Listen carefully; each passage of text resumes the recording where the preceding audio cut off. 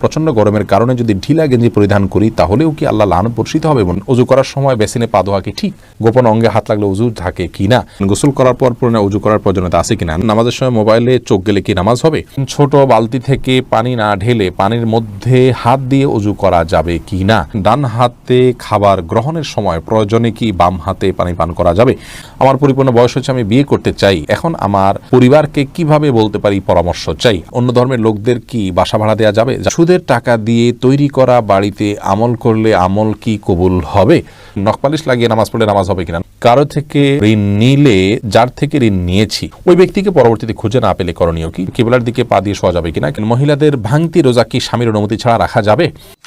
মুয়াজ ইনসান আপনি জানতে চেয়েছেন, সুদের টাকা দিয়ে তৈরি করা বাড়িতে আমল করলে আমল কি কবুল হবে? সুদের টাকা দিয়ে তৈরি করা বাড়িতে যদি আমল করেন তাহলে আমল কবুল হবে না, বিষয়টি কিন্তু সেরকম নয়। ধরুন সুদের টাকা দিয়ে আরেকজন বাড়ি করেছে, আপনি সেখানে আমল করেছেন, তো আপনার আমল কবুল হওয়ার সাথে ওইটার কোনো সম্পর্ক নেই। সালমা বেগম জানতে চেয়েছেন, মহিলাদের ভাঙতি রোজা কি স্বামীর অনুমতি ছাড়া রাখা যাবে? স্বামীর অনুমতি ছাড়া রাখা যাবে না। স্বামী যদি বলো যে হ্যাঁ রাখতে পারে, আর যদি স্বামী বাসায় থাকেন তাহলে সেক্ষেত্রে স্বামীর অনুমতি নিয়ে তারপরে রাখা উচিত। ভাঙতি রোজা যেগুলো, এগুলো তো ফরজ রোজা, কিন্তু ওই দিন রাখাটা তো আপনার জন্য ফরজ নয়, অতএব দিনটা নির্দিষ্ট করার ক্ষেত্রে তার সম্মতি নিয়ে করা উচিত। কারজাই এর দিকে আপনি জানতে চেয়েছেন, কারো থেকে ঋণ নিলে যার থেকে ঋণ নিয়েছি ওই ব্যক্তিকে পরবর্তীতে খুঁজে না পেলে করণীয় কি? যদি কোনোভাবে খুঁজে পাওয়া না যায় এবং আশাও ছেড়ে দেন তাহলে সেক্ষেত্রে সেই ঋণের টাকা আপনি যে কোনো গরিব মানুষকে, অসহায় মানুষকে আপনি দান করে দিবেন বা কল্যাণমূলক খাতে দান করে দিবেন ওই ব্যক্তির তরফ থেকে, প্রাপকের তরফ থেকে, তাহলে আপনি দায়মুক্ত হবেন ইনশাআল্লাহ। এমডি ইফতিখার শুভ আপনি জানতে চেয়েছেন, নখপালিশ লাগিয়ে নামাজ পড়লে নামাজ হবে কিনা? নখপালিশ লাগিয়ে যদি আপনি অজু করেন তাহলে অজু হবে না, আর ওজু না হলে নামাজ হবে না। অতএব বলতে পারেন নখপালিশ লাগিয়ে অজু করে নামাজ পড়লে নামাজ হবে না। কিন্তু যদি অজু অবস্থায় নখপালিশ লাগিয়ে আপনি নামাজ পড়েন অজু অবস্থায়, তাহলে ওই নামাজটা হবে। পরবর্তীতে আবার যখন নামাজের সময় হবে বা অজু ভাঙবে তখন আপনাকে নখপালিশ রিমুভ করে তারপর অজু করতে হবে, অন্যথায় এটি জায়েজ হবে না।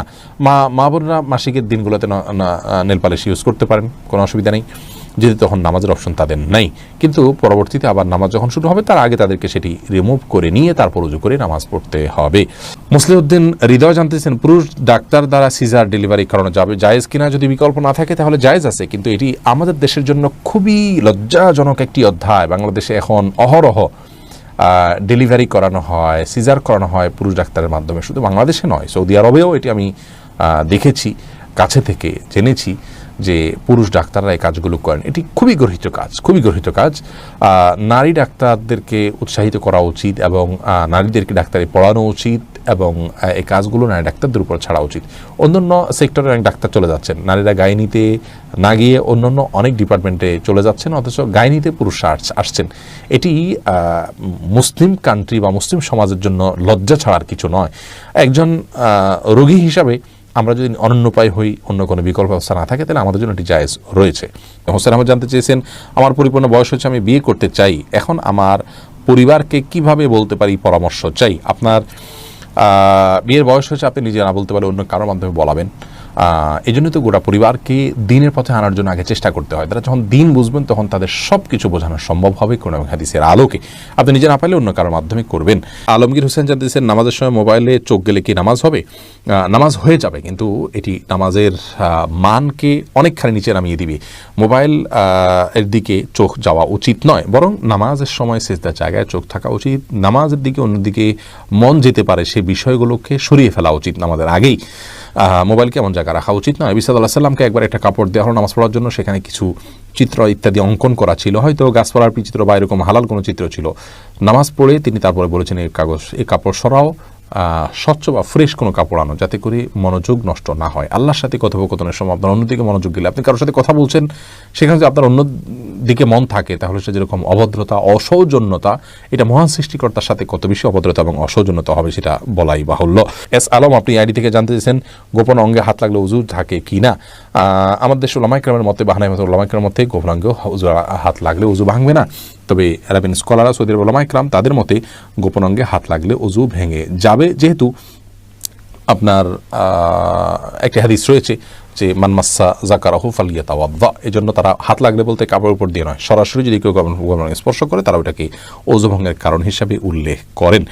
অতএব সেই জায়গা থেকে এটা ওযু ভঙ্গের কারণ তাদের মতে, আমাদের উলামা ইকরামের মতে এটি ওযু ভঙ্গের কারণ। আপনি ফারজানা সুলতান, আপনি জানতেছেন কিবলার দিকে পা দিয়ে শোয়া যাবে কিনা। কিবলার দিকে পা দিয়ে শোয়ার ব্যাপারে কোনো হাদিসে নিষেধাজ্ঞা সরাসরি নাই, তারপরও ওইদিকে কেবলা রয়েছে, সেই জায়গা থেকে কেবলার প্রতি শ্রদ্ধার জায়গা থেকে কেউ যদি দিকে পা না দেন ভালো, কিন্তু এটাকে হারাম বলা বা নাজায়েজ বলা বা গুনাহের কারণ বলার কোনো সুযোগ নেই, যেহেতু কোন হাদিসে এই বিষয়ে কোনো নিষেধাজ্ঞা নেই। শিখা ইসলাম, আপনি জানতেছেন 3 পিস পরে নামাজ পড়ি, পা দেখা যায়, মোজা পরে নামাজ পড়লে কি হবে? পায়ের পাতা ঢাকতে হবে কিনা মেয়েদের নামাজের জন্য মধ্যে এটা নিয়ে মত পার্থক্য আছে। অনেক উলামা ইকরাম এটাকে শর্ত করেছেন। আমি ব্যক্তিগতভাবে এই মতটা চাইতে যারা বলেন যে পায়ের পাতা, পাতা বলতে পায়ের পাতার তলের অংশ এটা ঢাকার শর্ত দিয়ে থাকেন, তাদের মতটাকে আমি সমর্থন করি না। পাতার উপরের অংশ, যেটা পাতার উপরের অংশ, সেটা ঢাকতে হবে কিনা অনেক উলামা ইকরাম বলেছেন সেটা ঢাকতে হবে, অনেকে বলেছেন শুধু গিরার নিচ পর্যন্ত থাকলেই হবে কাপড়, পাতা না ঢাকলেও চলবে। তো দুই পক্ষের উলামা ইকরামের দলিল রয়েছে। নিরাপদ হলো এমন কাপড় পরা যে কাপড়টা অনেক বেশি লম্বা হয়, যে পায়ের পাতার উপরের অংশ সহ ঢাকা পড়ে। তলা ঢাকার জন্য, মোজা পরার জন্য আলাদা করে কষ্ট করা বা কসরত করা এটা আবশ্যক নয়। ইনশাআল্লাহ বিদিনিল্লাহ নামাজ হয়ে যাবে যদি কেউ মোজা না পড়েন। এরপরে ওরাত আইন মারিয়া, আপনি জানতে চেয়েছেন অন্য ধর্মের লোকদের কি বাসা ভাড়া দেওয়া যাবে? যাবে, কোনো অসুবিধা নেই, তাদেরকে বাসা ভাড়া দেওয়াতে কোনো অসুবিধা নেই। মোহাম্মদ আরাফাত ইসলাম জানতেছেন ডান হাতে খাবার গ্রহণের সময় প্রয়োজনে কি বাম হাতে পানি পান করা যাবে? প্রয়োজনে বলতে কি, ডান হাতে পানি পান করা উচিত, খাবার গ্রহণ করা উচিত। ইভেন আপনার খাবার খেলে আঙ্গুল চেটে তারপরে আপনি ডান হাতে ধরে খাবেন। যদিও আমাদের ওলামা ইকরাম বলেন যে বাম হাতে আপনি পানির পাত্র ধরলেন, ডান হাত দিয়ে ঠেক দিলেন, তার মানে 2 হাত ধরে খালেন, এটা জায়েজ আছে, এটা একটা পন্থা মাত্র, কিন্তু সবচেয়ে উত্তম হয় সরাসরি ডান হাতে খাওয়া। সেক্ষেত্রে খাবার লেগে যাওয়ার যে ভয় থাকে গ্লাস ইত্যাদিতে, সেটা থেকে বাঁচার জন্য আপনি পরিষ্কার করে নেবেন, আলতো করে ধরবেন, কিন্তু ডান হাতে খাওয়া উচিত, পান করা উচিত, যেহেতু হাদিসে সুস্পষ্টভাবে ডান হাতে খাওয়া পান করার নির্দেশ রয়েছে। ফারিয়া এনামুল, আপনি জানতে চেয়েছেন ছোট বালতি থেকে পানি না ঢেলে পানির মধ্যে হাত দিয়ে ওযু করা যাবে কি না? যাবে। হাত দিয়ে কোষ করে উঠিয়ে আগে হাত ধোবেন 3 বার, এরপরে আবার আপনি কোট দিয়ে স্বাভাবিকভাবে ওযু করতে পারেন, কোনো অসুবিধা নেই। নবী সাল্লাল্লাহু আলাইহি ওয়াসাল্লাম এই পদ্ধতিতে ওযু করেছেন। হাসিবুল হোসেন জানতে চেয়েছেন গোসল করার পর পুনরায় ওযু করার প্রয়োজনীয়তা আছে কিনা? না, গোসল যদি সুন্নাহসম্মত করে থাকেন আলাদা ওযু করার কোনো প্রয়োজন নাই। 2 হাতের কবজি ধুয়ে, কুলি করে, নাকে পানি দিয়ে, মুখ ধুয়ে, হাত ধুয়ে, মাথা মাসে করে তারপরে গোসল শেষ করে আসার পা ধুয়ে চলে আসবেন। এভাবে গোসল করলে আপনার আলাদা করে আর গোসল করার কোনো প্রয়োজন নেই। ওযুতে আপনার গোসলের শুরুতে ওযুর নিয়ত হয়ে যাচ্ছে। নিশান, আপনি জানতে চেয়েছেন ওযু করার সময় বেসিনে পা ধোয়া কি ঠিক? নিজের বাসা বাড়িতে অসুবিধা নেই, করতে পারেন, তবে আপনার রিস্ক মুক্ত হওয়াটা আর বিষয় মাথা রাখতে হবে। নিজের জন্য রিস্কি হলে সেটা আপনার জন্য করা উচিত হবে না, কারণ নিজেকে বিপদের মুখে ঠেলে দেওয়া ইসলামের শরীয়তে জায়েজ নয়। অনেক সময় এখান থেকে পড়ে বা দুর্ঘটনার শিকার হতে পারে মানুষের। যদি সেরকম না হয়, আপনি আশপাশে কিছু ধরে করতে পারেন, তাহলে এটা জায়েজ আছে, কিন্তু পাবলিক প্লেসে বা বাইরে এরকমটি করা অনুচিত, যেহেতু এটা দৃষ্টিকটু। অন্য ধরনের মানুষরা আছে যারা এই বেসিন ব্যবহার করবে, তারা দেখে হয়তো ইসলাম সম্পর্কে বাজে ধারণা নিবে, বা তাদের হক নষ্ট হতে পারে, বা আশপাশে পানি পড়ে ভিজে যাবে, জায়গাগুলো নষ্ট হবে।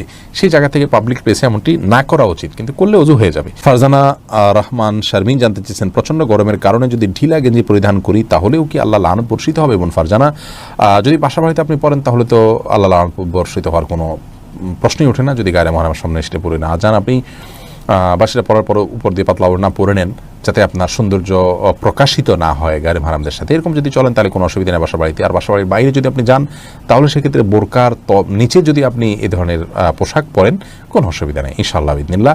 অর্থাৎ আপনার পর্দা বাইরে